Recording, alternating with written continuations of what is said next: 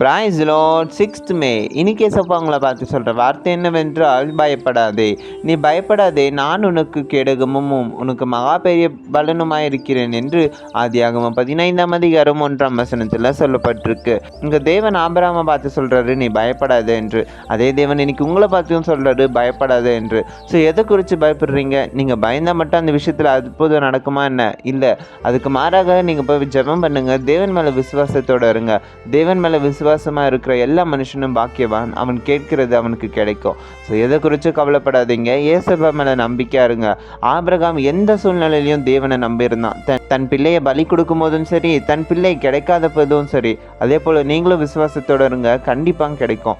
தேவன் நம்மளை ஏமாற்ற மாட்டார், உங்களையும் ஏமாற்ற மாட்டார். உறுதியோடு இருங்க, அவர் நடத்தி செல்லுவார். By words with Jebaraj. Have a strong day.